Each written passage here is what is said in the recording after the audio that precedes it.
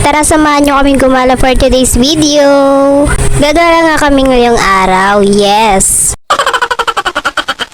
Samahan nyo kami kung saan kami pupunta. Igagala nga daw ako ng aking boyfriend para daw di ako maboard sa bahay.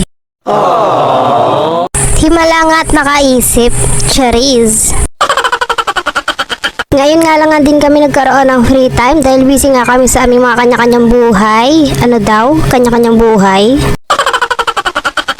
Di ko nga din alam kung saan kami pupunta. Basta sumama na lang daw ako sa kanya. Aba, baka kidnappin ako neto ah.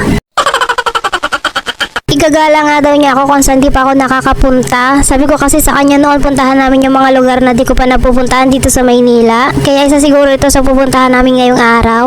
Naglakad na lang nga din kami dahil malapit lang din naman yung sakayan. Pero sa totoo lang medyo malayo talaga yung sakayan. Pero nilakad na lang nga namin dahil nasa mood ako ng paglalakad ngayon. Tinanong kasi ako ng aking boyfriend kagabi kung maglalakad daw ba kami o sasakay. Sabi ko nga ay depende sa mood ko. Ngayong nasa mood nga ako ay maglalakad na lang kami. Wala din naman siyang reklamo basta sinabi ko, masunuring bata. Waiting nga lang kami dito sa aming sasakyan na MRT o LRT.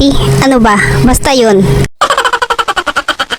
Natatawa nga ako kay boyfriend kasi every time na itututo ko sa kanya yung camera, akala niya palagi ay picture. Bigla na lang ngingiti. Tapos pag sinabi kong video, bigla na lang tatawa. Dumating na nga yung sasakyan namin kaso di kami agad nakasakay dahil puno na. Sa next na lang kami sasakay kaya another waiting nga ulit kami dito sa tabi. Habang waiting nga kami dito napapatingin na lang ako sa baba. Napapaisip nga ako dun sa napapanood ko na tumalon si Fat Cat sa tulay. Naisip ko nga paano kaya nakaya ni Fat Cat na tumalon sa napakataas na tulay na yun. Na mas mataas pa dito. Basta broken hearted ka talaga, wala ka nang maisip na maayos. Tao lang din naman kasi siya nasasaktan at sobrang nagmahal. Anyways, after na mahabang pag-aantay nga namin nakasakay na rin nga kami. May tinuturo nga ang aking boyfriend dito kaso di ko nga palaging naaabutan yung tinuturo niya. Pahulihin talaga ako palagi. Nakapokus kasi ako sa aking pagbibideo kaya madalas di ko nakikita kung ano man yung tinuturo niya. Maya-maya nga ay nakarating na din nga kami. Mabilis lang din naman ang biyahe sa LRT kasi walang traffic. SM nga kami pumunta. Hindi ko pa kasi ito napupuntahan dito sa Maynila. Sobrang dami kasing mall dito sa Maynila kaya gusto ko lahat mapuntahan. Buti na lang nga at di nangangain ng banutong mall na to. Dito nga sa loob ng mall ay nakakita kami ng dinulan. Kaya itong aking boyfriend ay nagpa-picture dito. Binidyohan ko nga muna bago ko siya pinicturan. Kaya medyo tumagal siya dyan.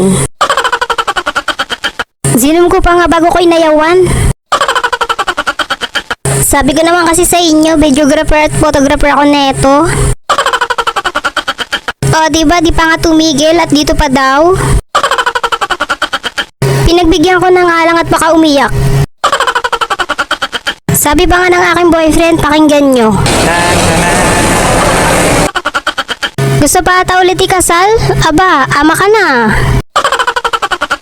Yun lang. Thank you for watching guys. Bye-bye!